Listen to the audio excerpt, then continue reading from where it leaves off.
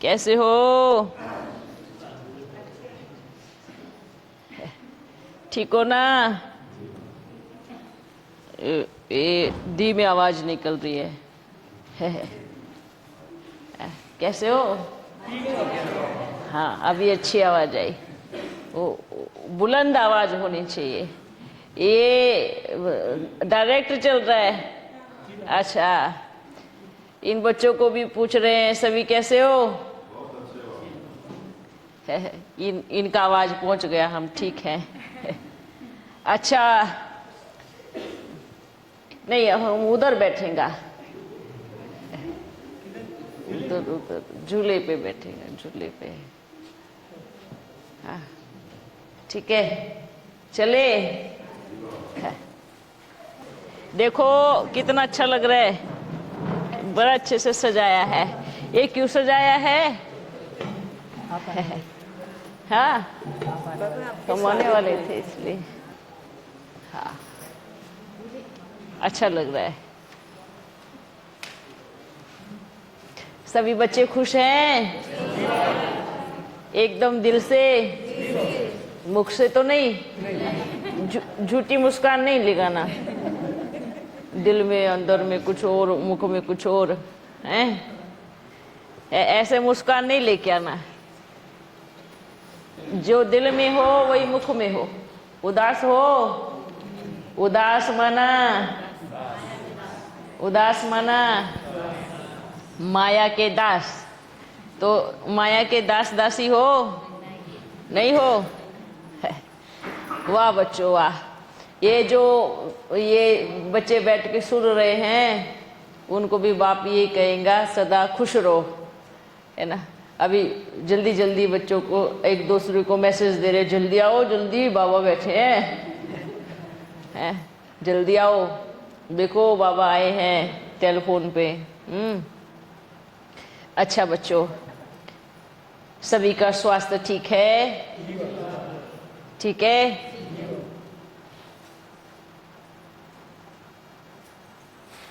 ठीक है, आप एक बार ठीक कहो, एकदम ठीक है, और दिल से ठीक हो जाएगा। क्यों? क्योंकि ये सृष्टि कैसे बनी है? कैसे बनी? हाँ, संकल्प से बनी है। हाँ, चलती कैसे है? बनी तो बाबा ने बनाई है, पर चलती कैसे है? संकल्पों के आधार से चलती है। बस आप रोज कहो मैं ठीक हूँ, मैं एकदम स्वस्थ हूँ, मेरा मन एकदम पावन है, मेरी दिल बिल्कुल साफ है। तो क्या हो जाएगा? क्या हो जाएगा? धीरे धीरे धीरे धीरे परिवर्तन आना शुरू हो जाएगा। ये बात तो कई बारी बोल चुके हैं। आप जिसको बुलाओगे वही आएगा, है ना। अच्छा, इस चीज को समझते हो? जिसको बुलाओगे वही आएगा। रोज कहोगे मैं बीमार हूँ, मैं बीमार हूँ, मैं बीमार हूँ, तो क्या होगा? तो ऑटोमेटिकली बीमारी आएगी। अब ये कहोगे नहीं मैं एकदम ठीक हूँ, स्वस्थ हूँ, खुश हूँ, तो खुशी भी दरवाजा खोल के आएगी। तो किसको बुलाना है? इसको बुलाना है। अच्छा, आप कहोगे रोज जो बोलते हैं बाबा क्या करे, माया आ गई, माया आ गई, माया आ गई, तो माया आ गई। क्या किया माया ने भी? आप इतना याद कर रहे हो तो मैं क्यों नहीं आऊंगी, आ गई। ऐसे ना, ऐसे ही अगर बाबा को याद करेंगे, मेरे बाबा, मीठे बाबा आ जाओ, प्यारे बाबा आ जाओ, तो बाबा क्या कहेगा? आप इतने प्यार से बुलाएंगे तो हम कहाँ जाएंगे, आपके पास से आएंगे ना। तो बाबा भी क्या करते हैं? बच्चों से मिलने के लिए दौड़े चले आते हैं। अभी देखो ये जो मास चल रहा है, ये कौन सा मास चल रहा है? इस मास की यह विशेषता क्या है? विशेषता है इस मास की? क्या विशेषता है? ये विशेषता है ना। अच्छा, एक बात कहो, इस मास में सभी क्या करते हैं? तपस्या करते हैं। तपस्या के साथ साथ क्या करते हैं? हर जनवरी मास में शुरू से सब बच्चे रोने लगते हैं, आ जाओ बाबा, आ जाओ प्यारे ब्रह्मा बाबा, ऐसे बुलाते हैं, है ना। हर तपस्या मास में रो के बुलाते हैं, कहाँ चले गए, कहाँ छुप गए, हमें आपकी बहुत याद आ रही है, ऐसे बच्चे बुलाते हैं। बस रोती है, रोते रहते हैं। अब इतने समय से आप बुला रहे हो तो फिर क्या कहेंगे? हम आ गए। अब वहाँ आ गए हैं तो आप बोलते हो नहीं आप नहीं हो, ऐसे बोलते हैं जैसे कि आपने हमें साकार में ऐसे देखा हो, आप नहीं हो। तो आप इतने वर्ष से बुला रहे थे, इतना रो के बुला रहे थे, इतना दिल से बुला रहे थे। अब बाबा ने तो वायदा किया ना कि ये ब्रह्मा का लास्ट जन्म है, अंतिम जन्म है, तो जन्म तो ले नहीं सकते, आप श्री कृष्ण बन नहीं सकते क्योंकि अभी थोड़ा समय बाकी है। तो क्या करेंगे? हाँ, कुछ तो करना पड़ेगा ना। आप इतनी दिल से बुलाओगे, इतना तकलीफ में बुलाओगे, रो के बुलाओगे, इतने समय तपस्या करोगे तो आना पड़ेगा ना, है ना। क्योंकि श्री कृष्ण बनने में भी थोड़ा समय बाकी है, शरीर ले नहीं सकते क्योंकि 84 जन्म पूरे हो गए हैं। अब आपसे मिलने का आधार क्या है? बच्चों से मिलने का आधार क्या है? आप बताओ। आप चाहते हैं कि हम आए, बात करें, बोले, तो कुछ तो चाहिए बोलने के लिए। अब कहें, दिल भी बोलती है कि आ जाओ, और हाँ फिर बोलते नहीं बाबा तो फरिश्ता बनेंगे, फरिश्ता बन के उड़ रहे। अब आप भी इतना पावरफुल योग करो कि आपको फरिश्ते की आवाज़ सुनाई देने लगे, एकदम क्लियर, अच्छी टचिंग आवे, बैठ करके बात करे, आंखों को भी इतना पवित्र बनाना है। तो क्या करना चाहिए? क्या करना चाहिए? सभी बताओ, आना चाहिए नहीं आना चाहिए? अगर आप अपने रिश्तेदार में किसी को 10, 12 या 15 टेलीफोन करके या 15 बारी जाके बुलाने जाओगे तो वो क्या करेगा? इतनी बार आ चुका है, एक बार तो जाना चाहिए, है? इतना भाव नहीं खाना चाहिए, ऐसे ही ना। तो बाबा भी क्या कहेंगे? ना ना, हम इतना भाव क्यों खाए, आएंगे ना, आप इतने समय से बुला रहे हो। तपस्या करनी चाहिए। सभी बच्चे रो रहे हैं, आ जाओ, और आप क्या कहेंगे? हम बहुत खुश हैं, हम बहुत खुश हैं बाबा कि आप हमारे साथ हो, है ना। कोई रो रहे हैं, कोई हंस रहे हैं, आप हंस क्यों रहे हो? क्यों हंस रहे हो? क्यों खुशी है आपको? क्योंकि साथ में है ना, साथ में है तो खुशी है ना। दूर में है तो रोना आता है, अभी साथ में है तो साथी की रहने की जो खुशी होती है उस खुशी का ठिकाना नहीं होता, क्योंकि वही खुशी योग कहलाई जाती है। योग कोई ऐसे नहीं है कि हाँ अच्छी बात है, मौन स्थिति, आत्मा बनने की स्थिति बिल्कुल बनना चाहिए, पर जो खुशी होती है ना, यही सबसे बड़ा योग है। जो अंदर में प्रेम उबड़ता है ना बाबा के लिए, जो सुख मिलता है, जो प्रेम की अनुभूति होती है, वही सबसे बड़ा योग है। जो बाबा के प्रेम में एक आंसू गिरता है ना प्रेम का, वही हीरे मोती है, वही श्रेष्ठ धन है, और वही सतयुग की कमाई है। तो कितने कमाई जमा की है? हाँ, सोच के देखो, प्रेम कितना है। आप आपस में बात करते हो तो समय जाता है ना, सुनता है, आप वो बोलते हैं। तो आप जब भी बाबा के पास में बैठोगे तो हम सुनेंगे, बाबा भी सुनेगा, और बैठ के बात करेंगे, और वही बात योग है, याद है। बस याद क्या है कि जिनकी याद में सुख मिलने लगे, जिनकी याद में प्रेम की अनुभूति होने लगे, जिनकी याद में खुशी में नाचने लगे, आनंद में झूमने लगे, वही क्या है? वही क्या है? योग है, वही प्रेम है। बस उसी को योग का नाम दिया गया है। और अपने प्यारे बाबा ने क्या कहा, हाईएस्ट स्थिति मानो जो आत्मा की स्टेज परम धाम में आत्मा बिंदु, जैसे आप बच्चे ओम करते हो, कई बच्चे ओम करते हैं, इतनी टेंशन से ओम करते हैं मानो इधर कुछ भार लेके बैठे हो। उनकी भंवरे देखना, ओम ये पूरा इकट्ठा हो जाएगा। आप टेंशन दे रहे हैं, ले रहे हैं या कर रहे हैं, समझ नहीं आ रहा। ओम भी कर रहे हैं, फॉर्मेलिटी कर रहे हैं, ओम करना है, बाबा ने कहा ओम करना है। ओम करना माना क्या, उस स्वरूप में, उस स्थिति में स्थित हो जाना। आपको मालूम है, जब आप ओम का उच्चारण करते हो तो आपके शरीर की सारी ऊर्जा, शक्तियां ऊपर की तरफ बहने लगती है। ओम मतलब क्या, इसका मतलब क्या है, आप कहाँ चढ़ रहे हो, कहाँ चढ़ रहे हो, ओ मतलब ऊपर जा रहे हो। अगर आप बच्चे सही स्थिति में बैठकर ओम करें, मन को पूरी तरीके से फ्री करके, तो आपको 1 घंटे साइलेंट में बैठने की जरूरत नहीं है। 5 मिनट ओम के उच्चारण से आपकी स्थिति क्या पावरफुल बन जाएगी। पर किन्हीं बच्चों को तो बड़ा शर्म आता है, बाबा बोलते हैं शांति में बैठो, पर बाबा बोलते ओम करो। ओम करके जब वो अनुभूति होती है, जो शांति की फीलिंग आती है, जो बाप के प्रति प्रेम उबड़ता है, जो अपने आप को आत्मा बन जाना कहते हैं, बच्चों को सही मालूम ही नहीं है। जब ओम करते हो तो जो आपकी ऊर्जा नीचे घूम रही होती है, आपके शरीर में नीचे की तरफ होती है, ओम करने से ही वो पूरी की पूरी सिमटते हुए पूरी ऊपर में आने शुरू हो जाती है। उस चीज को फील करके तो देखो, उसको अनुभव करके तो देखो।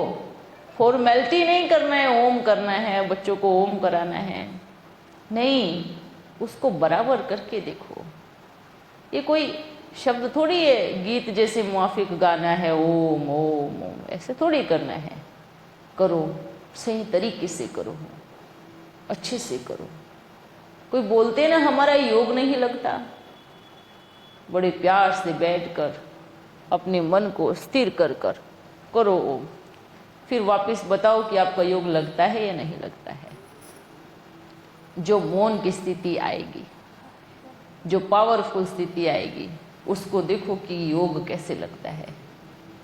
आपके शरीर में ही परम धाम बन जाता है, सूक्ष्म वतन बन जाता है, स्थूल वतन भी बन जाता है इसी देह में। बस किसको बदलना है, अपने संकल्पों को चेंज करना है। आप बैठो आत्मा बनकर, ये बुरकुटी ही परम धाम का स्थान बन जाएगी। हाँ, सोचो, जैसे आत्मा बन के बैठे, ओम किया, ऐसे मानो कि आप ओम यहाँ नहीं कर रहे हो, ओम आप ऊपर बैठ करके सृष्टि के ग्लोब पे ओम कर रहे हो। ऐसी ध्वनि गूंजनी चाहिए जो आपके कान में एक आवाज नहीं, हजारों आवाज गूंज रही हो, जैसे मानो आप पूरी फरिश्तों की टीम लेकर बैठ करके ग्लोब पे ओम कर रहे हो। और वो आवाज आपको आएगी क्यों, जब आप उस चीज को फील करोगे कि आप अकेले नहीं बैठे हो, आपके साथ ओम करने के लिए विश्व के गोले पे पूरी फौज बैठी है, पूरे फरिश्तों की फौज बैठी है। और जब आप बड़े ध्यान से और प्रेम से ओम करोगे तो आपको उन फरिश्तों की ओम करने की जो आवाज है, जो गुंजन है, वो स्पष्ट सुनाई देंगी। आप अकेले नहीं हो, आपके साथ बहुत अनेकों बच्चे, उस दुनिया की मेजॉरिटी संख्या आपके साथ है, चाहे वो कैसे भी हो, चाहे उनको ज्ञान की समझ हो या नहीं हो। पर ओम करने के लिए क्यों कनेक्शन जुड़ते हैं। आप यहाँ करते हो तो वो वहाँ करते हैं, और वहाँ का और यहाँ का कनेक्शन जुड़ता है। और जब कनेक्शन जुड़ता है तो पूरी सृष्टि में पावरफुल ऊर्जा प्रभावित होती है चारों तरफ। मानो एक धरती पे बैठ के कर रहा हो ग्रुप, और एक ऊपर आकाश के ऊपर बैठ के ग्रुप कर रहा हो, दोनों का कनेक्शन जुड़ता है, मिलता है, मानो धरती और आकाश दोनों जुड़ते हैं, मिलते हैं। और जब दोनों मिलते हैं तो देखो कैसा नज़ारा होता है। देखा ना कैसे सावन के महीने में जब बारिश गिरती है तो धरती कैसे खिलती है।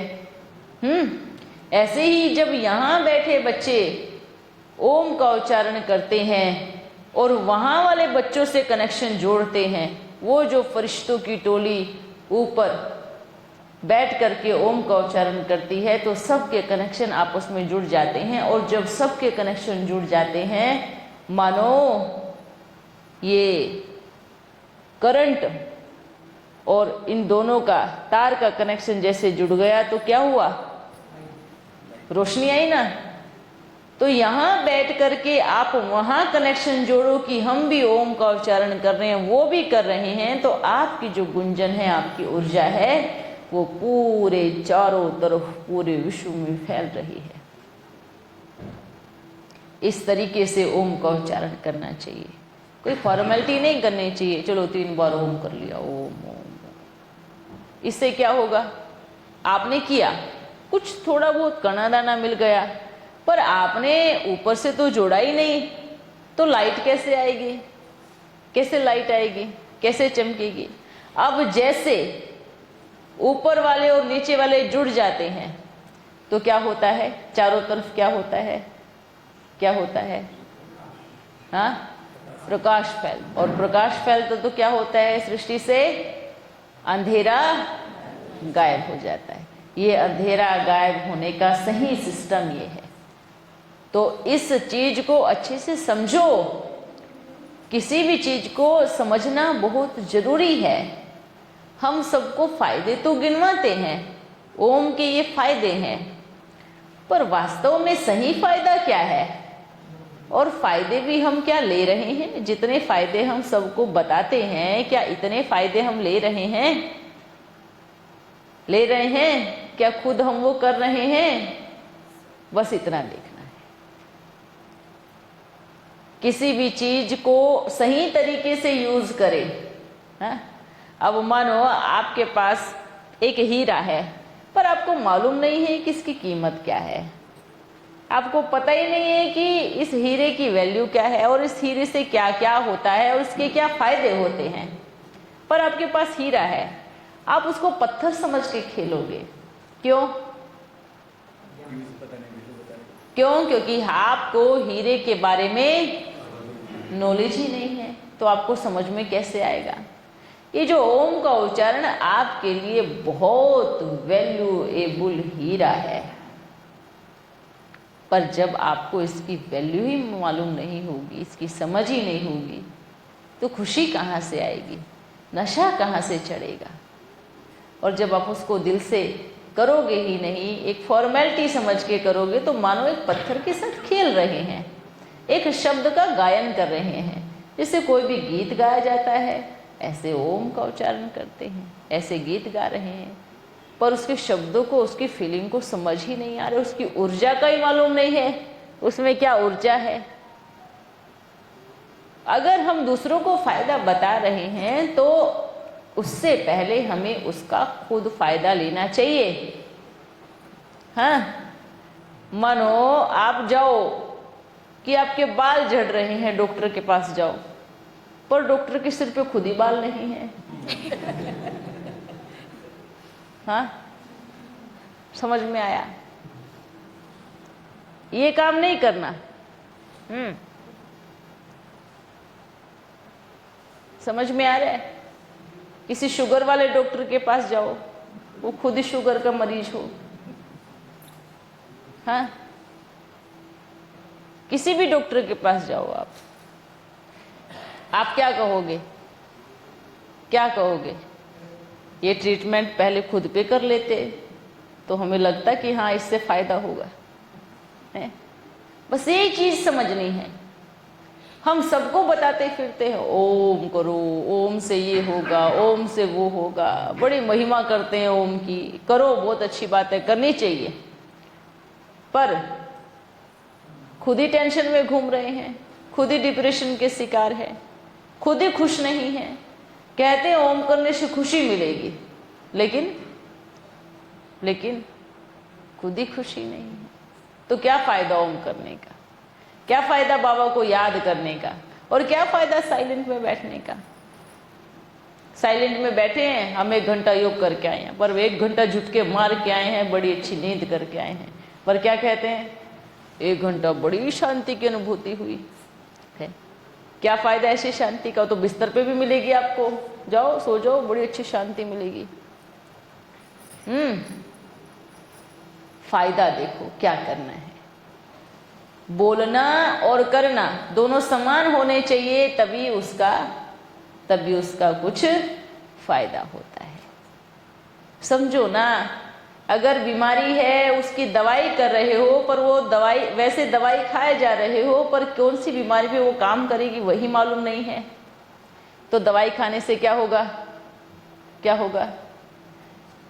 बस ये चीज समझना है कि बाबा को याद करे, ओम का उच्चारण करे, तो कितनी खुशी होनी चाहिए, कितना नशा होना चाहिए, कितना परिवर्तन आना चाहिए।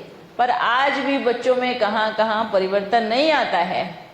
थोड़ा सा ठीक रहते हैं, हाँ आज बाबा बोल के गए ना तो ठीक रहेंगे, और कल को फिर किसी ने कुछ और बोल दिया तो क्या हुआ, फिर वैसे के वैसे, फिर वही चीज करते हैं।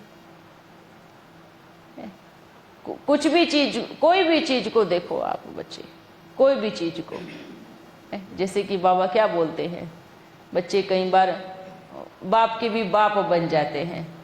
कैसे? बाबा को शिक्षा देते हैं, ऐसे थोड़ी, बाबा आपको ऐसे थोड़ी करना चाहिए। क्या बाबा आपको पता नहीं था? क्या बाबा आपको समझ नहीं थी? क्या बाबा, अच्छा हम अभी बाबा से पूछते हैं कि बाबा आपको समझ नहीं थी या पता नहीं था। सबसे पहली बात, ये जो सवाल जवाब करने वाले होते हैं ना, ये जो करते हैं, ये संशय में है, ये निश्चय बुद्धि बच्चे नहीं हैं। इसको बोलेंगे हाफ कास्ट ब्राह्मण जो बोलते हैं। अभी तक आप पूरे ब्राह्मण ही नहीं बनेगे तो देवता कैसे बनोगे?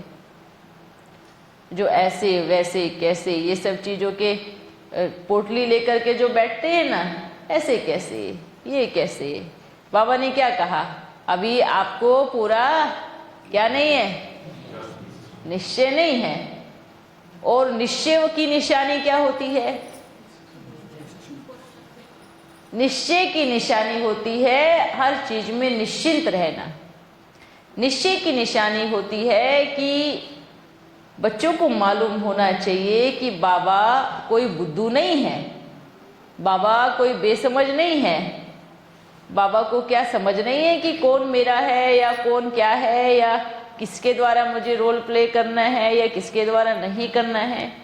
जिनको निश्चय नहीं है वही बच्चे ऐसे सवाल करते हैं, और जो निश्चय में हैं वो निश्चिंत रहेंगे कि भले आज हम नहीं देख पा रहे हैं, भले वो चीज़ हमारी आंखों के सामने नहीं है, पर इसमें क्या कल्याण समाया हुआ है ये बाबा के अलावा कोई नहीं जानते।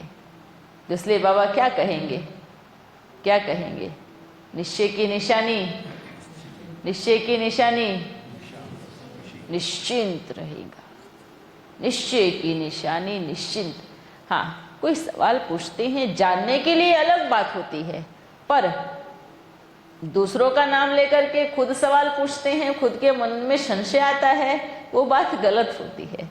आपको पूछना है तो पूछो, पर कई बच्चे बाबा के सामने आते हैं, सवाल खुद का होता है पर नाम किसी और का लेते हैं, तो उनको क्या कहेंगे? और उन बच्चों को लगता है कि बाबा को मालूम नहीं है, हम किसी और का नाम भी लेकर के सवाल पूछ सकते हैं।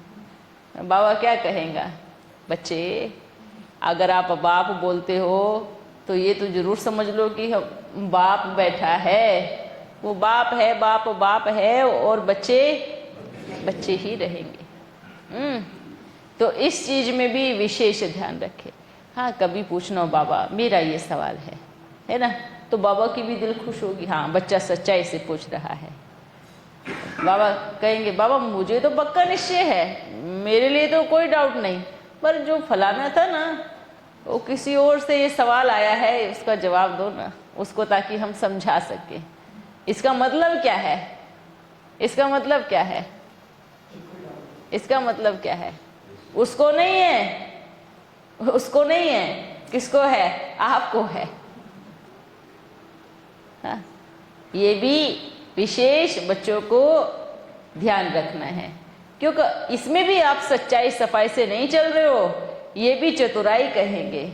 ये भी बाबा के सामने बैठ करके बच्चे चतुराई दिखाते, बाबा मेरा नहीं है, मुझे तो पूरा निश्चय है, पर किसी ने ये सवाल पूछा है।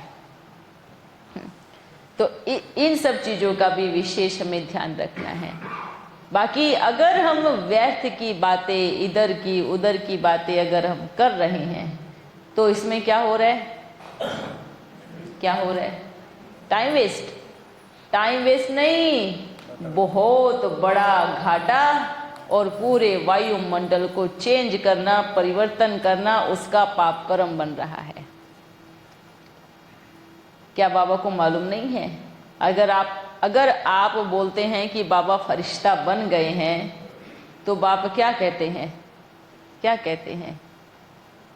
या हर बच्चे की आवाज कहो, या वातावरण की बदबू कहो, या खुशबू कहो, वो सब बाप को आती है, वो बाप को मालूम है। पर इसमें बाबा क्या कहेगा? इसमें किसका पाप कर्म बनता है? किसका बनता है? किसका बनता है? बाप का बनेगा। फिर बाद में रोने और पछताने के अलावा कुछ भी बाकी नहीं रहेगा। तो जो चाहे कहीं भी बैठे हैं, यहाँ है या बाहर है, ये जो वातावरण और वायुमंडल को खराब कर रहे हैं, तो उन बच्चों के लिए खासकर वार्निंग ये दे रहे हैं कि आप वायुमंडल को खराब नहीं कर रहे हैं, आप वातावरण को भी खराब नहीं कर रहे हैं, आप सीधा सीधा शिव बाबा के रचे हुए यज्ञ में हड्डी मांस डाल रहे हैं। मालूम है? इसका मतलब है, बोलते हैं कि जब यज्ञ रचते थे तो असुर किसके भेष में? ब्राह्मणों के भेष में, देवताओं के भेष में आकर के क्या डालते थे? क्या डालते थे? हड्डी डालते थे, हड्डी मांस डालते थे। अच्छा, वो वाला हड्डी मांस किस में समझा? यहाँ का जो बाप के कार्य में जो विघ्न बन रहे हैं, जो एक दूसरे की दिल को दूषित करते हैं, जो एक दूसरे की मन को खराब करते हैं, ये हड्डी मांस डाल रहे हैं। और ये हड्डी मांस बाबा के यज्ञ में नहीं, ये पलट के ऐसा वार करेंगी, कैसा कि उसका हिसाब किताब कितना बड़ा होगा। तो बच्चे कहीं पर भी बैठे हैं, ये जो वायुमंडल बना के रखा है, ये जो वातावरण बना के रखा है, ये जो ग्रुप बना के रखा है, ये जो सब चीजें बना के रखी है, चाहे कहीं पर भी बैठने वाले हो, विशेष संदेश देने आए हैं। अगर आपके पास ज्ञान योग की बात के अलावा कोई और बात नहीं है, तो अपना घर में बैठ करके चुपचाप पुरुषार्थ करे, बाबा को याद करे। बाकी इधर की बात उधर की बात, उसका मन खराब करना, उसकी स्थिति खराब करना, उसके बारे में गलत करना, ना उसके बारे में, आप ये किसके बारे में कर रहे हो? किसके बारे में? किसके लिए? ये सीधा सीधा बाबा के यज्ञ में विघ्न डालने का। अच्छा, दूसरी बात ये सोचेंगे, कई बच्चे बोलेंगे, अच्छा बाबा को क्या फर्क? बिल्कुल फर्क नहीं पड़ रहा है, इस चीज का बिल्कुल भी फर्क नहीं पड़ेगा, पर नुकसान बहुत भारी हो जाएगा। कल को आप ये तो नहीं कहेंगे, बाबा आप थोड़ा सा अटेंशन दिलवाते, थोड़ा अलर्ट कर देते तो हम समझ जाते, हम तो बुद्धू है ना, आप तो समझदार हो ना। फिर कल को हम ये नहीं कहे, ये उल्हाना बाबा को नहीं दे।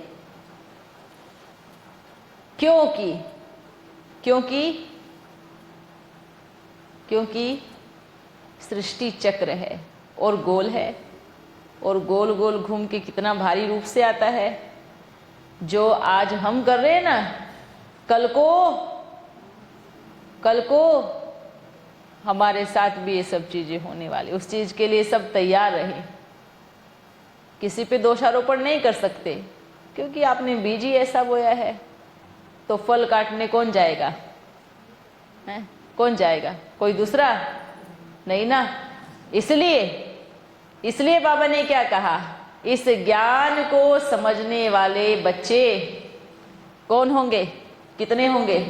मुट्ठी भर बच्चे होंगे। इस ज्ञान को अच्छे से समझने वाले बच्चे कौन होंगे? 108 रत्न होंगे। इसको अच्छे से समझने वाले। और जो 108 निश्चय बुद्धि पक्के हैं, फिर उनकी जो वंशज होगी बस वो बच्चे होंगे। वो जो 108 और 108 जो दो मिलाकर के 108। अच्छा, हम 108 ही क्यों बोलते हैं इसका मालूम है? 100 मण का होता है एक 108। आप ये नहीं कहेंगे कि भाई हाँ वो एक ही मण का होता है। जो सत्युग का जो बोलते हैं ना भाई एक लक्ष्मी और एक नारायण 2 मण के हो, ये 2 नहीं हो सकते। इसको आप एक ही मण का कहोगे, एक ही कहोगे। अगर हम 2 कर रहे हैं तो मानो एक मणके के 2 भाग किए हैं, आधा लक्ष्मी और आधा, उसको जोड़ दो तो क्या हो जाएगा? एक ही हो जाएगा ना। तो गद्दी कहो या मणका कहो, वो एक ही होती है। 108 के साथ 108 आप ही जुड़े हैं क्योंकि वो मणके ही 108 है। उसके बाद उन्हीं के ही बच्चे या उन्हीं के वंशज को, उनकी प्रजा को हो, वो निश्चय बुद्धि होंगी। वो क्यों निश्चय बुद्धि होंगी? जहां हमारे राजा चले वहीं हम साथ साथ चले। इसलिए अच्छा ये क्यों कहा? क्योंकि अंतिम समय में 108 तो बचेंगे ही, रहेंगे ही, पर उनके साथ में जो उनके ऊपर निश्चय करने वाले बच्चे हैं वो रहेंगे। और वो 108 का गायन क्यों है? क्योंकि वो ज्ञान को बारीक तरीके से समझ करके निश्चय का पांव दबाएंगे। अभी जो रोल चल रहा है, जो पाठ चल रहा है, जानते हैं बच्चों के मन में बड़ी उलट पुलट है, उलझन है, भागा दौड़ी है, सब कुछ है, पर आने वाले समय में ये सारी चीजें भी स्पष्ट हो जाएंगी। इसमें भी थोड़ी देरी है। अच्छा, उसमें कोई बाप को फर्क नहीं पड़ेगा कौन कितने बचे हैं, कितने आए हैं, कितने गए हैं, कितने बाकी हैं। इस सब चीजों के लिए बाबा कुछ नहीं कहेगा कि आपको निश्चय क्यों नहीं हुआ, और किसी को अभी निश्चय कराने भी नहीं आया है कि आप निश्चय करो। ये तो हर एक आत्मा का आप ही पाठ है। जिनकी बुद्धि महीन होगी उनको निश्चय भी हो जाएगा। ठीक है, ओके। ओ सभी बच्चे सदा खुश रहो। आज तो बाबा अपने सभी बच्चों से मिलने आए हैं। जो बाहर बैठ के बोलते हैं ना, बाबा क्या बात है आप उन्हीं से मिलते हो, हम क्या आपके बच्चे नहीं हैं? तो बाबा ने कहा उन सभी बच्चों को भी बाबा का मीठा मीठा याद प्यार। फिर मिलेंगे, ठीक है? चले चले, क्या हुआ? हाँ, जल्दी हो रहा है, बहुत जल्दी है, रुकिए ना। हाँ। क्या आपको अब क्या कराना है? रोक करके आप क्या बताओ, क्या कराएंगे? है हाँ, तो अच्छी बातें करो ना। अरे बाबा ने तो कितनी अच्छी बात कही है ना, कैसी यात्रा निकाली है। बाबा ने कहा वाह भैया, विदाई लेके आई है, एक ऐसी बारात निकली। ये भी याद रहेगा, ड्रामा ये भी कल्याणकारी है। मतलब इसका मतलब है कि बाबा की रफ्तार को देखना। सोच के नहीं गए, विचार में भी नहीं था, संकल्प में भी नहीं था, और जाके क्या हो गया है ना। ये इसको बोलते हैं अचानक। इसको क्या कहोगे? क्या हो गया अचानक? बच्चे सोचते रह गए, काश हमें पता लगता तो हम भी चलते, है ना, काश हमें मालूम होता तो हम भी चलते। सबके विचार रह के सब गए। देखो ये भी ड्रामा है ना, किसी को पता चला नहीं चला, जो समय पर हुआ वो सब अचानक का पाठ होकर के चला आया। इसको भी अचानक का पाठ कहेंगे।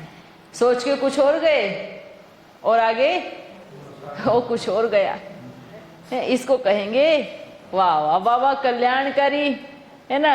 डमरू वाले बाबा के डमरू में क्या क्या रहस्य छुपे हैं, कौन बता सकता है? हाँ? अच्छा, हमें भी इस चीज का मालूम नहीं था कि हमारा शिव बाबा अब दूल्हा बनेगा, है ना? ये चीज हमें भी विचार में नहीं थी। तो नहीं तो हम भी क्या करते, हम ही सबसे पहले निमंत्रण दे दे, चलो चलो जल्दी तैयार हो जाओ, है? शिव बाबा दूल्हा बनेगा। चलो बच्चों, अच्छी बात है, बहुत अच्छी बात है। ठीक है, आप भले भैया की जो भी करना है, आज के लिए छुट्टी है ना? फिर तो मैया खुद ही बोलेगी कि नहीं मेरे को ये नहीं कराना है। फिर मिलते हैं। ओ, इसमें बोलते हैं किसी भी चीज की अति नुकसानकारक है। मालूम है क्या? आप मीठा खाते रहो तो क्या होगा? नुकसान होगा ना। अब चलो आप नमक ही नमक खाते रहो तो क्या होगा? नुकसान होगा ना। तो किसी भी चीज की अति तो क्या है उसका? अब योग की बात आते हैं। हमारे जीवन में बाप की याद कैसे होनी चाहिए? चलते फिरते, घूमते, उठते, बैठते, कुछ भी कर्म करते बाबा की याद होनी चाहिए। उसको आप अति नहीं कहोगे, उसको आप एकदम सीधी लाइन रहोगे कि आप भले कुछ भी कर्म कर रहे हो पर आपके मन में एक ही है, एक ही की तस्वीर बनी है, एक ही लक्ष्य है, एक ही रास्ता है। हाँ, यही है ना। किसी भी चीज की अति, अगर आप बैठे ही बैठे रहे बाबा को याद करे, बैठे ही बैठे रहे तो क्या होगा? वो क्या होगा? वो नुकसानकारक होगा। बैठना चाहिए, 2 से 3 घंटा बैठना चाहिए। अगर सच्चे ब्राह्मण जीवन की निशानी, भले शिफ्ट में बैठो अभी आधा घंटा, और वो बैठना मतलब ऐसे नहीं बैठ करके टेलीफोन चलाते रहो, उसको बैठना नहीं कहेंगे। बैठना माना आपके आसपास साइंस का कोई साधन नहीं होना चाहिए। बस बात करते रहो, बैठे रहो, बाबा को देखते रहो। थोड़ी देर में आपको ऐसे ऐसी चमत्कारी चीजें होने लगेंगी आपके साथ में। आपको ऐसे ऐसी चिंतन, ऐसे ऐसे विचार सागर मंथन, ऐसी ऐसी चीजें आएंगी कि आप सोच भी नहीं सकते थे कि भाई आपने कभी विचार भी नहीं किया होगा। ऐसे ऐसी बाबा हमें टचिंग देता है। आप किसी भी चीज का मंथन करोगे तो कुछ तो निकलेगा ना, है? अगर आप दूध का मंथन करोगे तो क्या निकलेगा? मक्खन निकलेगा ना। अगर हम आपस में भी बाबा की चर्चाएं करें, बाबा की बातें करें तो क्या निकलेगा? उसमें मक्खन ही निकलेगा। लेकिन करे वो किसके साथ? पावरफुल के साथ करना चाहिए, जिसकी स्थिति आपसे बहुत ऊंची हो। और आपसे ऊंची किसकी स्थिति रहेगी? एक बाबा की स्थिति। अगर हम व्यर्थ की चीज का वो कर रहे हैं तो उससे क्या निकलेगा? विष निकलेगा। क्या निकलेगा? अगर हम व्यर्थ की बातें कर रहे हैं, व्यर्थ की बातों का मंथन कर रहे हैं तो उससे जहर निकलेगा। और वो जहर कितने लोगों को पिलाने के निमित्त बनेंगे। अच्छा, वो जहर ऐसा नहीं कि 2 लोगों ने मिलकर निकाला हो, उस जहर को निकालने के लिए भी एक झुंड होता है। क्या होता है? झुंड, ग्रुप होता है। जहर निकल गया जहर, अच्छा इसका ये मतलब है। फिर क्या करेंगे? टेलीफोन कर करके थोड़ा थोड़ा क्या पिलाएंगे? सबको जहर पिलाएंगे। अब सबको जहर पिलाया तो सब क्या बन गए? जहरीले बन गए।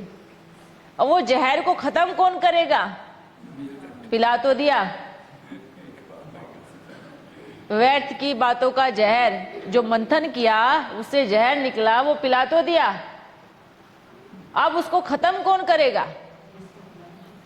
हैं? जिसने पिलाया वो कैसे करेगा? उसके पास तो जहरीला दूसरा इंजेक्शन ही नहीं है, उसका एंटीबायोटिक डोज ही नहीं बनाया उसने, बस जहर निकाल दिया, पर उसका मारने का ही नहीं बनाया। उस जहर को बाप खत्म करता है। पर कब खत्म करता है? जब आप सरेंडर हो जाओगे, जब आप कहोगे बाबा मैंने जहर पिया भी है और पिलाया भी है, जब आप कहोगे बाबा भूल हो गई है, अनेकों को जहर पिलाने के निमित्त भी बना हूं और खुद भी पीने के निमित्त बना हूं, तो इस जहर की दवाई दे दो। उस जहर को खत्म करने वाला एक ही डॉक्टर है, वो बाबा है।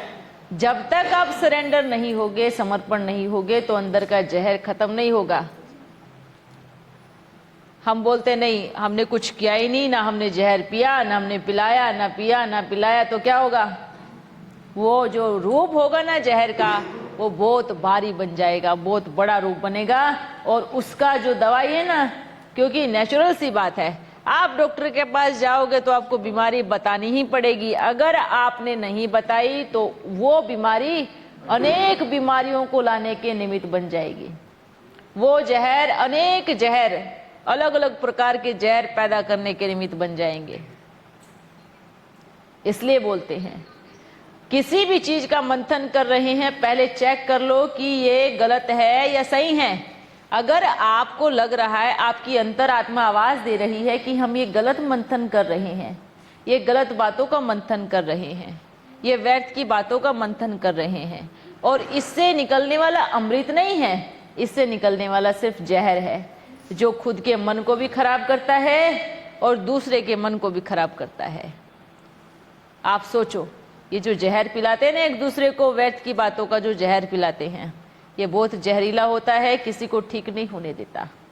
अगर आपको मंथन करना है तो बाबा की बातों को करो, कहो देखो आप जो बोल रहे हैं और बाबा जो बोल रहे हैं, हमें बाबा के कार्य में सहयोगी बनना है या आपस की व्यर्थ की बातों में सहयोगी बनना है? हमें बाबा का सहयोगी बनना है। ये ड्रामा कल्याणकारी है, ये बाबा ने बनाया हुआ ड्रामा है।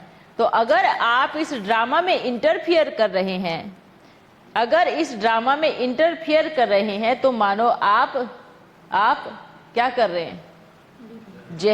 जहर की पैदाइश कर रहे हैं, है ना? भक्ति मार्ग में दिखाते हैं ना, ऐसा नहीं है कि सांप ने एक तरफ से पूंछ पकड़ी तो दूसरी तरफ से मुंडी पकड़ी, तब आपस में जहर निकला या विष निकला या ये निकला। इसका सही मतलब क्या है मालूम है? इसका सही मतलब, सही यथार्थ अर्थ यही है, अगर हम व्यर्थ की बातों का मंथन करते हैं तो जहर निकलता है, और जिस जहर को कोई देवता, ब्राह्मण, मनुष्य, इंसान, असुर कोई भी नहीं पीता, उस जहर को पीता सिर्फ एक नीलकंठ। उस जहर को खत्म करता सिर्फ एक प्यारा बाबा है। बाकी अमृत पी लेने के लिए तो मानो कहेंगे आपको देवता बनना है, हाँ हाँ मेरे को बनना है। आपको अमर बनना है, हाँ हाँ मेरे को बनना है। विश्व की राजाई चाहिए, हाँ मुझे ही चाहिए। ये लेने के लिए तो सब आ जाते हैं भीड़ में, पर जहर पीने के लिए कोई नहीं आता, एक बाबा ही खड़ा होता है। तो ये मत सोचना कि ये जो व्यर्थ की बातों का मंथन आप कर रहे हैं, ये जो जहर निकाल रहे हैं, इसका पाप कर्म नहीं बनेगा। इसका पाप कर्म बहुत भारी बनेगा, क्योंकि ये जहर बाप पी रहा है। आप ये जहर किसके लिए उगा रहे हो या किसके लिए इकट्ठा कर रहे हो? बाप के लिए। वो तो पी लेगा, वो तो पिएगा ही, पर आपकी क्या गति होगी? कहेंगे दुर्गति होगी। इसलिए छुट्टी करो इन व्यर्थ की बातों से, कुछ नहीं रखा है। बाद में बोलते हैं अरे कोई बात नहीं, हम सब ठीक है, अभी ठीक हो गया, अभी ये हो गया, वो हो गया। भले आपने बोल दिया ठीक हो गया, पर आपने जो किया, जो जहर निकाल दिया है, उसको कौन पिएगा? अब उसकी जिम्मेवारी कौन लेगा? अब बाप को सब मालूम है, सब पता है, पर बाप कहेंगे अब वर्तमान में जो समय चल रहा है, ये चांस लास्ट चांस है। इसके बाद कोई दूसरा अंत नहीं आने वाला है। आदि जा चुका है, आदि सो अंत का पाठ बज रहा है। आदि में नहीं सुधरे तो बाबा क्या कहेगा, चलो आपको अंत का चांस दे देते हैं। यहाँ आकर के भी व्यर्थ किया, यहाँ आकर के भी एंटी बने, यहाँ आकर के भी व्यर्थ की बातों का मंथन करके जहर निकाला, तो वो पूरे कल्प में कभी नहीं सुधर सकता। फिर उनकी दुर्गति कैसे होगी? सोच लो। द्वापर युग में जो किसी को कहीं चढ़ा दिया, किसी के साथ क्या किया है ना, किसी की आंखें निकाल ली, किसी का क्या गति की, ये बहुत बुरी हालत होने वाली है, क्योंकि ये रिकॉर्ड आत्मा में जा रहा है। फिर किसी को गद्दार का ठप्पा लग गया, किसी को ट्रेटर का ठप्पा लग गया, ये किसी को ये हो गया, ये चीज। देखो, अगर आप बच्चे सोचेंगे ना बाबा हम मधुबन से है तो क्या हम ट्रेटर हैं? बिल्कुल नहीं। आप बाबा के प्यार में आए हैं, आप बाबा के प्यार में आए हैं। आपको पता है कि बाबा है यहाँ पे, तब आए हैं। आप इसको ट्रेटर का नाम कभी नहीं दे सकते। जो सोचते हैं कि हमने वो संस्था छोड़ दी तो हम यहाँ पे आ गए, क्या हम ट्रेटर हैं? ये बिल्कुल गलत होगा। ये ट्रेटर का नाम नहीं दे सकते। आप किसके लिए आए? मधुबन किसके लिए गए थे? आप मधुबन में किसके लिए गए थे? बाबा के लिए गए थे ना। आप यहाँ किसके लिए आए हो? आप मैया के लिए आए हो? नहीं। किसको देख के आए? बाबा को देख के। तो आप कभी भी ट्रेटर नहीं बन सकते। ये चीज आपने सही चुना है। आपका निर्णय, आपका संकल्प और आपका चुनाव एकदम करेक्ट है, परफेक्ट है। आप अपने आप को ट्रेटर का दाग कभी नहीं लगा सकते। ट्रेटर कौन होते हैं? हम आ तो गए, पर हम व्यर्थ की बातों का मंथन कर रहे हैं। बाबा ऐसे कैसे कर सकता है? बाबा ने ऐसे कैसे बोला? बाबा ने ये सब किया, मैया ऐसे क्या कर रही है? बाबा ने मैया का रथ क्यों लिया? ये इतनी सारी कमी कमजोरियां देख करके चिंतन करते हैं, बिना कुछ जाने, बिना उसके जन्मों की कहानी जाने, बिना उसके पाठ की कहानी जाने। ये जो वैध का चिंतन हम करते हैं, ये जो वैध की गंदगी हम फैलाते हैं, इसको बोलते हैं ट्रेटर। कि ट्रेटर मानो आप भगवान के, बाबा के घर का अन्न खा रहे हैं और उसी को ही बैठ करके बदनाम कर रहे हैं। इसको बोलते हैं ट्रेटर। आप बाबा के लिए आए हो, बाबा से मिल रहे हो, बाबा से प्रेम है, बाबा का आप प्रचार कर रहे हो, सबको बता रहे हो कि बाबा आ रहे हैं, आपको बाबा के कार्य पे निश्चय है, आपको बाबा पे पूरा दृढ़ निश्चय है, आपने ठप्पा लगा दिया है, तो आप सोचो मानो आपकी दिशा, आपकी लाइन करेक्ट है, सही है, परफेक्ट है। और आप इन सब चीजों को छोड़कर ना किसी को संदेश देना, ना सेवा करना, ना स्थूल, ना कर्मणा, ना मनसा, ना कोई सेवा नहीं कर और व्यर्थ की बातों पे, चाहे टेलीफोन पे कहो, चाहे आपस में कहो, अगर ये सारी चर्चाएं कर रहे हैं तो ये कहेंगे नंबर 1 ट्रेडर। इससे तो अच्छा वो जो बाहर बैठ के पतितपना कर रहे हैं ना, वही अच्छे हैं। कम से कम वो यज्ञ में तो नहीं है, कम से कम वो इधर तो नहीं बैठे हैं, कम से कम वो बाबा के घर का अन्न तो नहीं खा रहे हैं, कम से कम वो बाबा की पालना तो नहीं ले रहे हैं। वो बाहर है, वो कर रहे हैं, आप पालना लेकर के भी कर रहे हो तो सबसे बड़ी पापी कहलाओगे जो बाप के यज्ञ की पालना।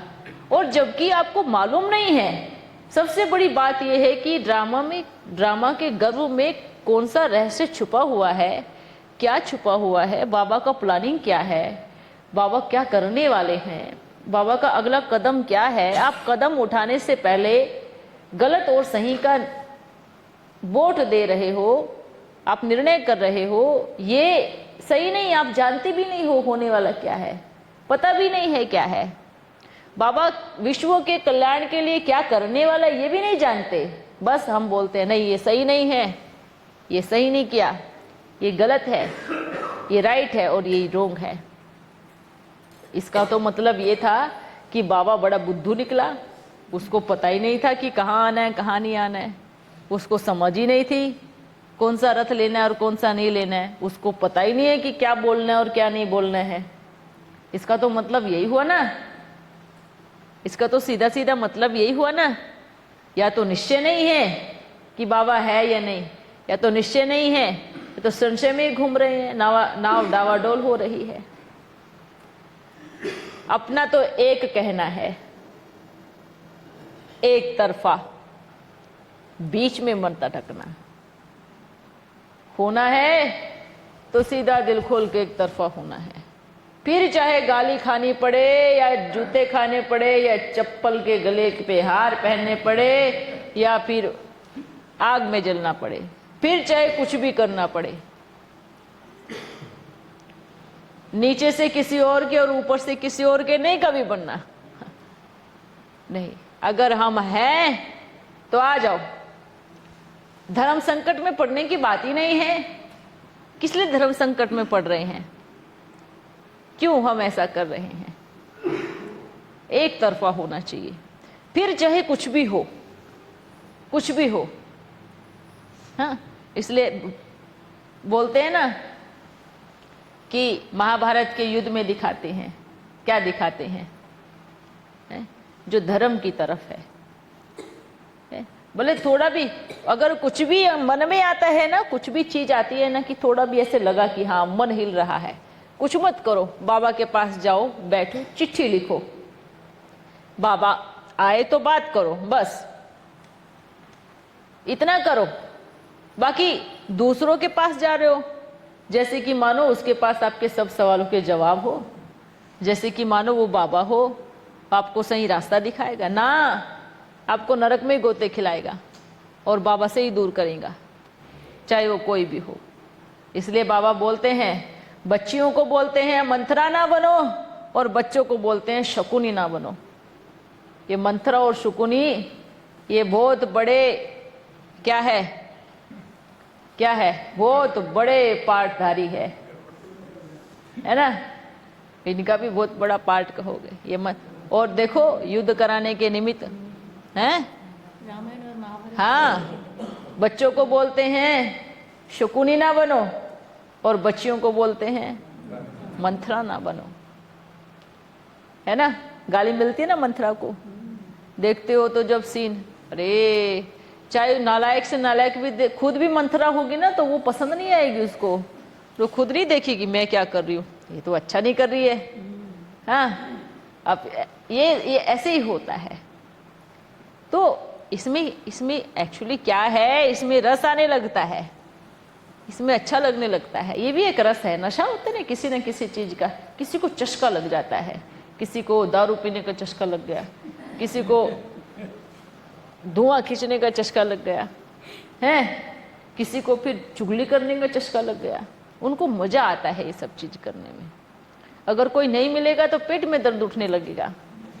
करना ही है, कोई तो चाहिए। किसी के घर में तो आग लगानी चाहिए, उनको आग देखने में मजा आता है ना।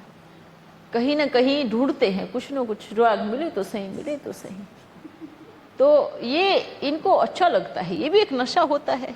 हर चीज का नशा होता है ना, तो ये भी एक नशा होता है। पर ये तो देखो कि ये जो नशा है ये कितना खतरनाक है ना। एक नशा करो बाबा के प्रेम का नशा, झूमते रहो, वाह वाह क्या मगन में। जैसे कि भक्ति मार्ग में बोलते हैं मीरा को नशा था, अब उसको कोई गाली दे रहा है वो हंस रही है। जैसे कि कोई नशेड़ी को कोई गाली दे तो हंसेगा, हैं। अगर कोई दारू पीने वाला होगा उसको कोई गाली दे खड़े होके, क्या करेगा वो? हंसेगा, लुढ़केगा, गिरेगा, उठेगा, है। उसको कोई फर्क नहीं। एक उसके पास चाहे खाने के लिए रोटी नहीं हो ना, एक बोतल दो, वो राजा बन जाता है पी के, मैं विश्व का महाराजा, हैं। नालियों में गिरता हुआ पड़ता हुआ अपने आप को बड़ा राजा कहलाएगा। ये बाबा के प्रेम का नशा कैसा है? चढ़ जाए, ये जो नशा चढ़ जाए, फिर दुनिया क्या बोल रही है उससे कुछ फर्क नहीं पड़ता। फिर उनका पाप कर्म उनको फिर कुछ दीवार बन जाती है। ये जो बाबा के प्रेम के जो नशे की ना एक दीवार बन जाती है, ऐसी दीवार जो भी कुछ कचड़ा फेंकेगा या कुछ भी करेगा तो उसी को उल्टा मुंह वही जाके गिरेगा। तो बाबा ने क्या कहा? बाबा ने कहा मेरे यज्ञ में तो दीवार बनी है और ये मैं दीवार मैंने खुद खींची है, ये लकीर मैंने खुद बनाई है। आप करोगे तो बाप को फर्क नहीं पड़ेगा, सच में फर्क नहीं पड़ेगा। पर बच्चे की हुड़गुड़ ना टूट जाए, हड्डी पसली ना टूट जाए, बच्चों को इसलिए समझाते हैं। क्यों आप तलवार निकाल के आ रहे हो? जबकि यज्ञ किसका है? यज्ञ किसका है? बाबा का ये चीज बस ध्यान रखो, ठीक है। ये शिक्षाएं हैं। कोई व्यर्थ बोलता भी है तो स्टॉप करो, आपको कुछ और बात करनी है तो मैं रेडी हूं, पर अब ये बात मत करो। बाबा बैठा है ना, हम क्यों चिंता करें, हम क्यों, आप क्यों फिक्र करते हो, है ना। हमसे फिक्र करने वाला वो बैठा है, हमने तो नहीं रचा ना, रचा किसने है। इतने साल तक लेके आया है, अभी अंतिम आहुति डालने का समय आया है, तो यहां तक भी सफल लेके जाएगा ना, बाबा बैठा है ना। लेकिन बच्चे सोचते हैं नहीं, हम ही वहां राजा है, हम ही सब कुछ है। तो बाबा को देखो, पहले ये यज्ञ बाबा ने रचा हुआ है। मैया भी पहले यही थी ना, थी, लेकिन कारोबार कैसे बढ़ा, कैसे बढ़ा, बाबा आए तभी बढ़ा ना। बाबा ने सबको पालना दी, प्यार दिया, सब तभी तो बढ़ा ना। तो ये बाबा का प्यार है। अब आप इतने सारे बुद्धू तो नहीं होंगे कि ऐसे ही आगे झोला उठा करके, हाँ, ऐसे ही आगे बैठे हो अपना घर बार छोड़ करके, बुद्धू तो नहीं हो, है ना। ऐसे ही आगे डॉक्टर की सारी वो छोड़ करके, इतनी बढ़िया अमेरिका छोड़ के ऐसे ही आके बैठ गए हैं, बुद्धू थोड़ी हो, है। अपनी दुकान छोड़ करके बैठे हो, क्या हो, बुद्धू हो नहीं। अपना घर बार छोड़ के बैठी है कन्याएं इतनी सारी, क्यों बैठी हो, क्यों आई हो इधर, है ना। बाबा को प्रेम है ना, बाबा से प्रेम है ना, पहचान है ना, प्यार में आए हो ना, समर्पण किया है जीवन को, उसको पहचान कर आए हो ना। इतने समय दिया है यज्ञ में, उसको पहचान कर आए हो ना। ऐसे तो नहीं कि हाँ बुद्धू थे और झोला उठाए आ गए, बैठ गए आकर के, नहीं। इसको बोलते हैं प्रेम में समर्पण करना। और किससे प्रेम है, बाबा से। अब ऐसा तो है नहीं कि भाई सभी मैया के समर्पण में आए हो, मैया के प्रेम में आए हो, किसके प्रेम में आए हो, यही देखना है। जब बाबा के प्रेम में आए हैं तो इस यज्ञ को चलाने वाला कौन है, तो सही गलत की समझ किसको है, क्या अच्छा क्या बुरा है वो बाबा देख रहे हैं ना। तो फिर आप क्यों इतनी फिक्र कर रहे हो, क्यों इतनी चिंता में पड़े हो। बेफिक्र हो जाओ, सभी बच्चे बेफिक्र हो जाओ। ये जो आपका जो लौकिक घर है ना, ये भी क्या है, ये भी क्या है, ये भी यज्ञ ही है।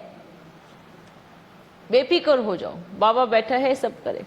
क्यों चिंता करते हो मेरे बेटे की शादी हो जाए, कल को बहू ही लात मार के बाहर निकाले तो क्या करोगी बहू का, है। सारा दिन फिक्र में पड़े रहते हो, बेटे की शादी हो जाए ना, बेटे की शादी हो जाए, बेटे की शादी हो जाए।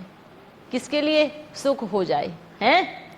अब कल को आई बहू तो आप कहोगे, मैं, आपने बोला था शादी हो गई, अभी आप बाहर जाओ, मैं घर में आ गई हूं, तो फिर क्या करोगे, फिर क्या करोगे। अच्छा फिर बाबा है, बाबा तो अभी भी है ना, है।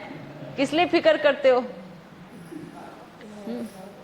हमारे बच्चे की नौकरी लग जाए, अब नौकरी लग गई, उसने वो निकल लिया, नौकरी लग गई, अपना अलग अलग कारोबार कर रहे हैं। अब तो आपसे मिल भी रहे, नौकरी लगने के बाद तो तुम जाओ अपना काम करो, भी हम देख लेंगे, हमारे पास पगार है। तो क्या कहोगे, है हमने तेरे लिए इतना सब कुछ किया और आज हमें निकाल दिया। तो ये भी ड्रामा के खेल है। जो हो रहा है ना, करेक्ट है, परफेक्ट है, बस संतुष्टि रहे कि दाल रोटी जरूर मिल रही है। कुछ मिले नहीं मिले, ये जो आप आए क्यों हो, बच्चा पैदा हुआ, पैदा होते ही उसको क्या पिलाते हैं, उसको भूख लगती है, तुरंत माँ का दूध पिलाया जाता है। तो मतलब उसको कपड़े भी नहीं पहनाए जाते, पहले क्या, कपड़े भी बाद में पहनाए जाते हैं, उसको पहले क्या पिलाते हैं, दूध पिलाते हैं ना। तो मानो पहले इस जिंदगी में, इस जीवन में, यात्रा में चलने के लिए रोटी, फिर कपड़ा लपेटते हैं, फिर उसको घर में लेके जाते हैं, मकान, बस, है ना, छत है ना सबके लिए, फुटपाथ पे तो नहीं सोते हो, रोटी रोज मिलती है ना, कपड़ा भी पहनने को मिलता है, तो फिक्र किस बात की। कल को बड़ी बड़ी बिल्डिंगें धस जाएंगी, सब कुछ चला जाएगा, तो क्या रहेगा आपके पास में, हाँ, कुछ रहेगा। माताएं बताओ, क्या रहेगा? तो किस लिए चिंता करते हैं? अपने को तो समझ में नहीं आता है। बाबा ही किराए पे बैठा है तो आप इतनी चिंता करते हो हैं? आपके पास तो खुद का घर है, फिर भी फिक्र करते हैं बच्चे। आप मानो चलो घर भी बन गया, कल को बाबा कहेगा ये बच्चे झोला उठाओ, निकलो जल्दी, फिर क्या कर लोगे बताओ? हम तो तैयार हैं। बाबा ने झोला कराची से उठाया, पाकिस्तान से उठाया, कराची में डाला, कराची से उठाया सीधा आबू में डाल दिया। अब झोला तो उठाया ना, अब इतनी बड़ी बड़ी बिल्डिंगें छोड़ के आए, पाकिस्तान का मकान छोड़ के आए, कराची में बनाया, उसको भी छोड़ना पड़ा। अब ऐसा तो है नहीं कि किसी ने खरीद लिया हो, खरीदेगी भी तो दाम क्या था? कुछ भी नहीं था। वहां से उठाया, कहाँ पे आ गए हैं? कहाँ से आया? मधुबन में पहुंचे। अब मधुबन में भी क्या, घास फूस झाड़ झूड़ में घुस गए, जंगलों में घुस गए हैं। अभी कभी जो कुछ किया भी नहीं था वो भी करना पड़ा मधुबन में जा करके। अब वहां से बाबा ने बोला चलो अब ये बड़ी भयंकर और भारी सभा भी छोड़ दो, चलो फिर से झोपड़ी में निकल लो क्यों? यात्रा देखो आदि स्वंत की, यात्रा क्या रही आदि स्वंत की? मधुबन में गए, झोपड़ी में गए, वहां बनाया बड़ा भव्य महल, फिर क्या हुआ? फिर से झोपड़ी में आ गए। बाबा बोलते जब मुझे झोपड़ी में आने में प्रॉब्लम नहीं है तो आपको प्रॉब्लम क्या है? हाँ, इतना बड़ा बनाया महल, इतनी भारी बिल्डिंगें, इतना बड़ा भवन बनाया, सब कुछ बनाया, और आज कहाँ है? किराए के घर में। आज कहाँ है? किराए के घर में। अच्छा चलो वो बन भी जाएगा तो क्या गारंटी है कि बाबा कहेगा नहीं नहीं नारायण इधर ही रुकना है अभी? क्या नहीं ना, तो कहेगा चलो अभी बस ये सीन देखना है। और इसके लिए हम रेडी हैं, एकदम है रेडी, कहीं नहीं है। और मैया भी रेडी है। आज मैया को बोलोगे चलो छोड़ दो, वो तुरंत 2 मिनट में तैयार हो जाएंगे। उनको कोई फर्क नहीं पड़ने वाला कि इतना बड़ा बना करके कहाँ जाएंगे। कुछ भी छोड़ने में दिक्कत नहीं होगी। कहेंगे इसी वस्त्र में चलो, घर से कुछ नहीं उठाना है तो भी तैयार है चलने के लिए। यही तो पेपर सही है, यही तो 108 मणकों की निशानी है कि ये जो खोपड़ी है ये कहाँ फंसी हुई है, यही तो निकालनी है। ये जो अटका हुआ है कहाँ गाड़ी में, ना कहाँ बंगले में, ना कहाँ बिस्तर पे, तो कहाँ फ्रिज में, ना कहीं पर भी फंसा हुआ होगा।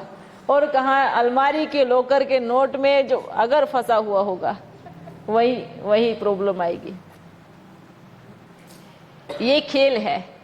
इतने मजे की बात है कि आपको चिंता है ना, अभी घर जाएंगे, खाना बनाएंगे, खाएंगे, पर हमें बिल्कुल चिंता नहीं है घर जाएंगे, खाना बनाएंगे और खाएंगे। हाँ, क्योंकि शरीर ही नहीं है और कोई गारंटी भी नहीं है किसी के शरीर की, भाई हाँ 10 दिन चलने वाला है। क्या पता 10 दिन में ओम शांति हो जाए है। और कोई गारंटी भी नहीं है कि 10 दिन में क्या प्रकृति घंटी बजाए और फिर छुट्टी हो जाए। किस लिए इतनी चिंता, किस लिए इतनी फिक्र? क्यों रोते रहते हैं, क्यों तड़पते हैं 2 पैसे कमाने के लिए? लास्ट में कफन में कोई पॉकेट ही नहीं रहेगी हैं, जाना तो ऐसे ही है। क्यों? करना चाहिए, कर्म जरूर करना चाहिए, पर इतना अति, क्या बोलते हैं, अति। इसलिए मीडियम रहो।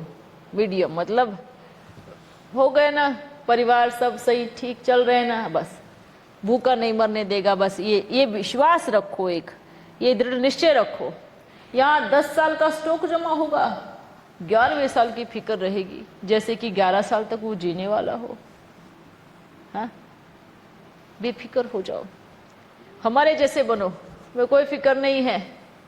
आप सोचो, आप बोलोगे बाबा आपको थोड़ी शरीर है जो आपको धोती पहननी पड़ेगी, ना कुर्ता पहनना पड़ेगा, या आपको रोटी खानी पड़ेगी, आपको घर में रहना पड़ेगा। जब था तब भी फिक्र नहीं थी। साकार में देखना तो मैया को देखो, हाँ, उनको कोई भी फिक्र नहीं है। ना बुद्धि अटकी है किसी में भी कि भाई हाँ ये भी लेके चलो, ये भी कर लो, ये भी कर लो, ये भी रख लो, ये भी रख लो, कुछ नहीं है। आज कहेंगे चलो छोड़ दो तो भी तैयार है। ऐसे तैयार हो। अच्छा, ऐसी स्थिति ही नहीं होनी चाहिए, वहां तो चले गए, वहां जाने के बाद ये भी चीज चाहिए थी, अरे मैं तो वहां छोड़ के आया, काश लेके ही आ जाता है, छोड़ के आ गई, काश लेके ही आ जाती। इसलिए बच्चों ये बड़ी कमाल की बात है। खुश रहना है, जीना है, नाचना है, गाना है, अटकना नहीं है, लटकना नहीं है, भटकना नहीं है। अटके लटके और भटके ये तीनों चीजें साथ साथ चलते हैं। जो अटक जाता है वो लटक जाता है, और जो लटक जाता है वो भटक जाता है, और जो भटक जाता है तो वो भटक ही जाता है। इसलिए बाबा में चटक चटक जाना है, इसलिए क्या करना है, चटक जाना है। चटक जाएगा तो चटका ही रहेगा, फिर वो लटकेगा नहीं, वो भटकेगा नहीं। तो इसलिए क्या करना है बच्चों, हमेशा याद रखो मेरा बाबा मेरे साथ है। अरे सारी दुनिया को चलाने वाले को फिक्र नहीं है कि कल को चींटी को दाना देना है नहीं देना है, आपको किस लिए फिक्र है, हैं? ये बेफिक्र तो ही तो सतयुग में जाएंगे ना। निश्चिंत रहो, बेफिक्र बादशाह बनो, उड़ो और उड़ाओ। क्या होगा मत सोचो, कल किसने देखा क्या भरोसा है। अब यहाँ बैठने वालों में से देखा, किसने देखा कल, देखा? सेम दिन तो नहीं होगा ना, तारीख भी नहीं होगी, और सबका सेम दिन नहीं है भाई, किसी का आखिरी भी दिन हो सकता है ना। इसलिए अचानक का पाठ, ठीक है। अच्छा बच्चों, बहुत समय ले लिया आप बच्चों का, बड़ा अच्छा लगा, है ना, हमें भी अच्छा लगा, बहुत दिनों के बाद आए। और आपको भी अच्छा लगना चाहिए। आज का विशेष चिंतन व्यर्थ चिंतन नहीं है, ठीक है। आज के बाद व्यर्थ चिंतन नहीं, दूसरा बेफिक्र बादशाह बन जाओ। क्या बन जाओ? और बस चटक जाना है एक बाबा में, फिर मिलेंगे, मिलते रहेंगे, मिलते रहेंगे। अब कब तक मिलते रहेंगे ये कोई गारंटी नहीं है ना, ठीक है। अच्छा बच्चों, ओ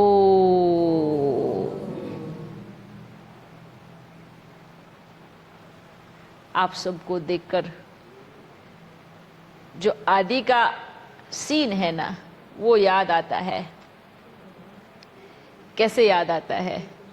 ऐसे है मानो जैसे कि अभी हम बैठे हैं, संदली पे ही बैठे हो जैसे, हाँ, अपनी पोशाक में बैठे हो।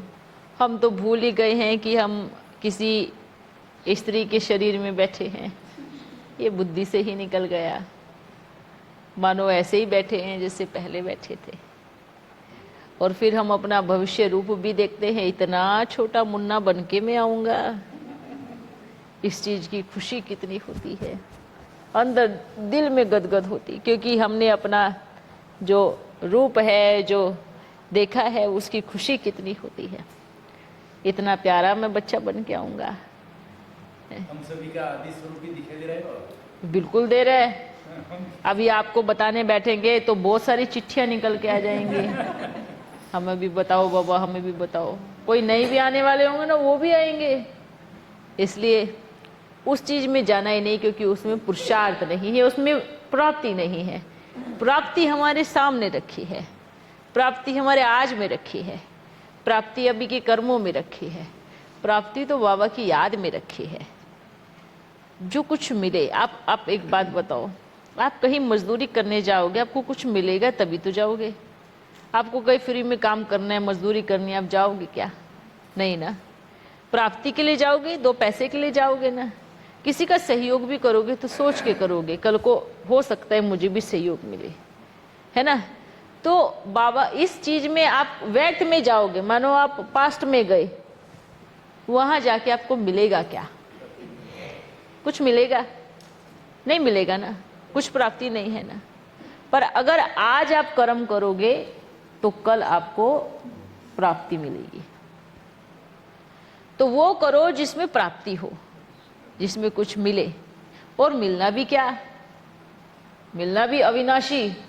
ऐसा नहीं कि विनाश हो गया, आज मिला कल खत्म हो गया, नहीं, अविनाशी मिलना चाहिए। ठीक है, जो सदा काल हमारी आत्मा में रिकॉर्ड हो जाए।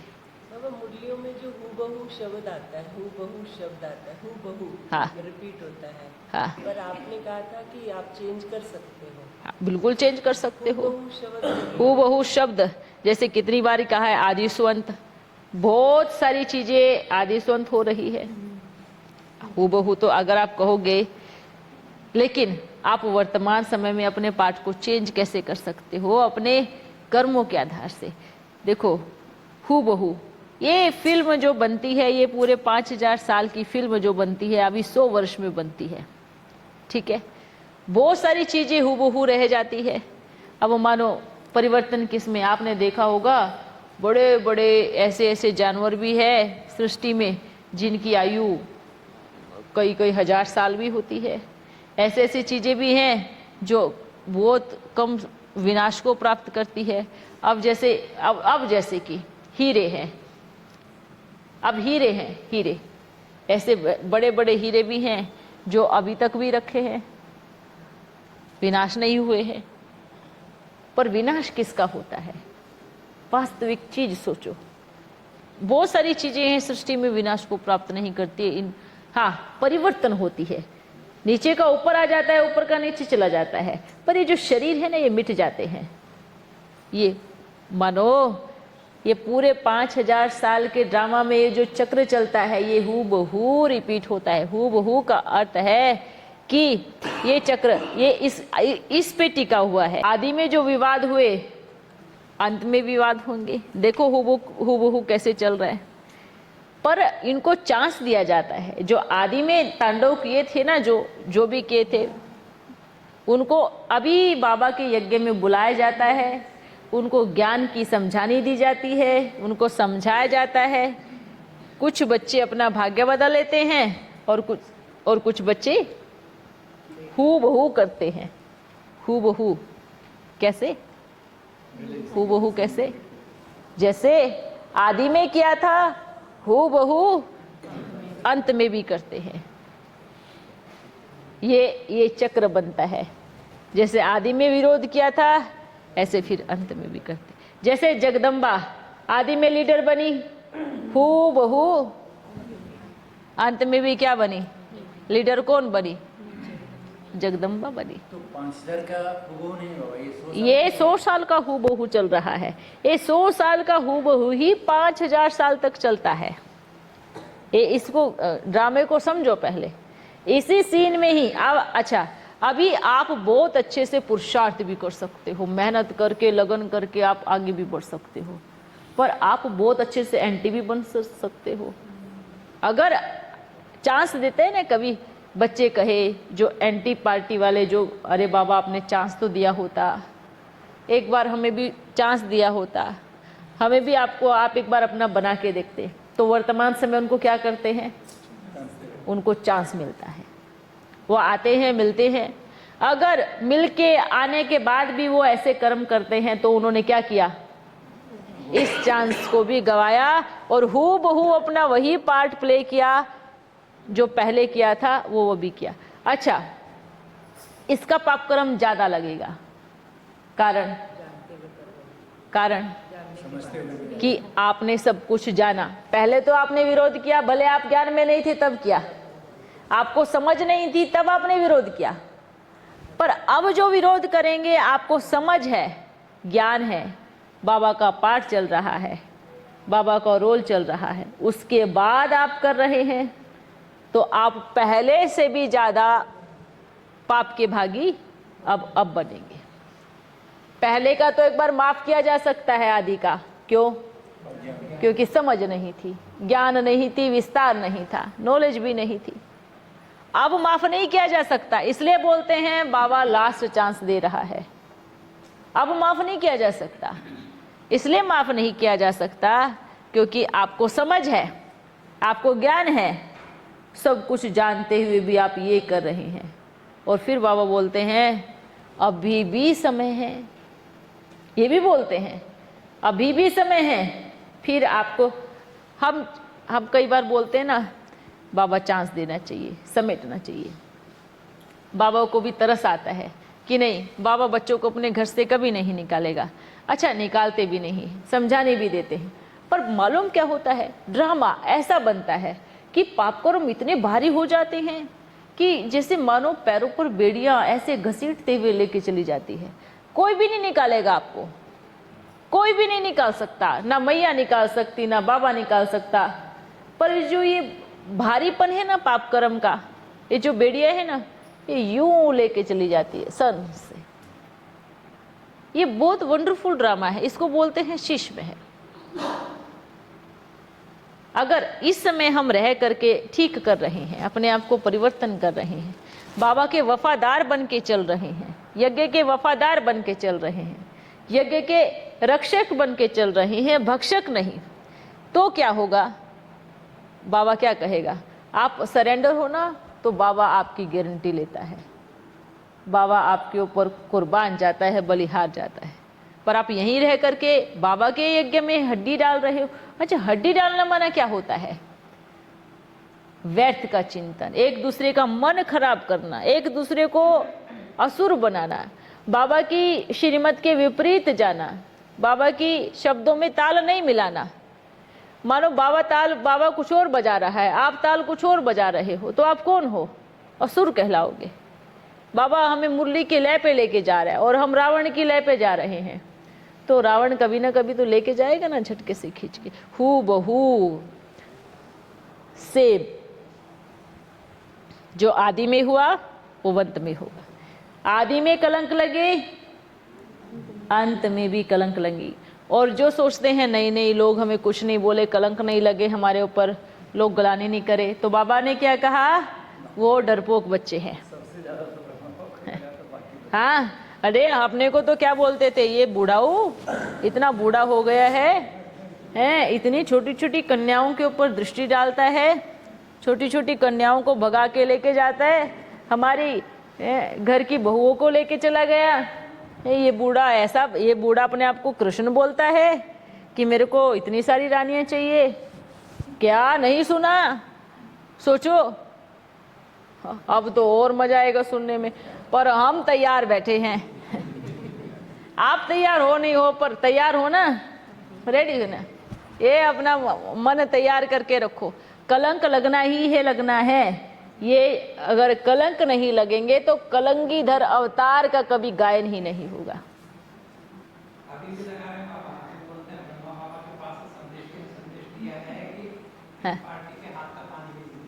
अच्छा, हाथ का पानी नहीं पीना? क्यों? हाथ में तो विष थोड़ी लगाया, या हमने हाथ धुलाई नहीं कियो हैं?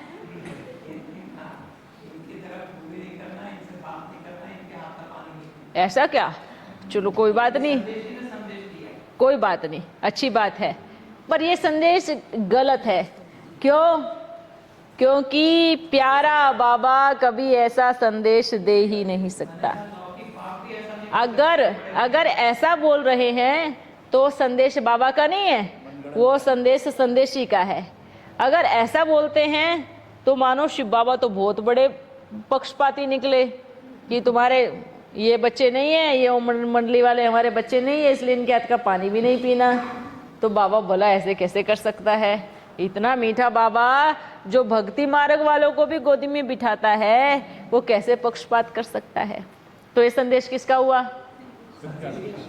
किसका हुआ? है, ये संदेश संदेशी का संदेश हुआ। ये देखो, इसको बोलते हैं, किसी मंदिर में जाओ, क्या कहो? अरे आप इतने का यज्ञ कराओ, इतने का पुण्य कराओ, इतना ऐसे करोगे तो ऐसा होगा, ये करोगे तो ये होगा। ये सब ये द्वापर युग की कहानियां चल रही है। अभी ये कलयुग का अंतिम सीन चल रहा है।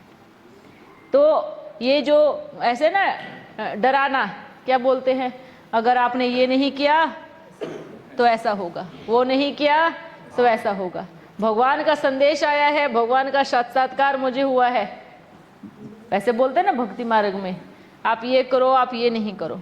तो ये सब संदेश गलत है। आज के संदेश कोई भी सही नहीं होगा। जिन बच्चों की बुद्धि की लाइन क्लियर है, उन बच्चों के संदेश भी क्लियर होंगे। ठीक है?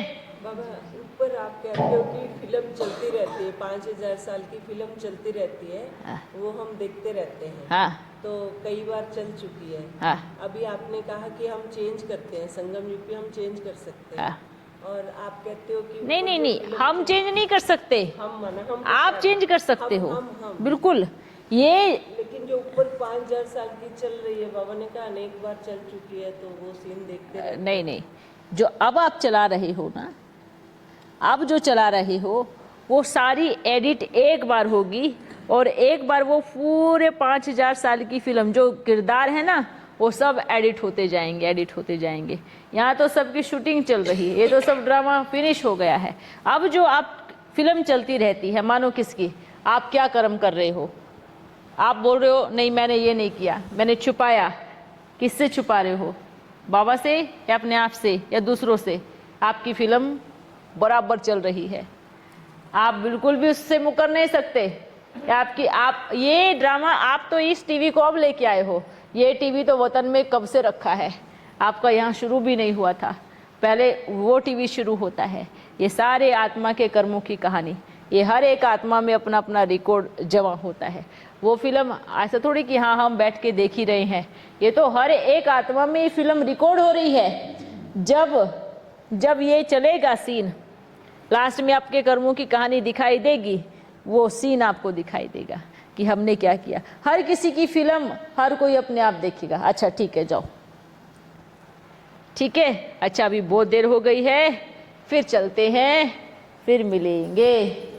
ओ तैयार हो? किसके लिए? कलंक लगने के लिए, ठीक है।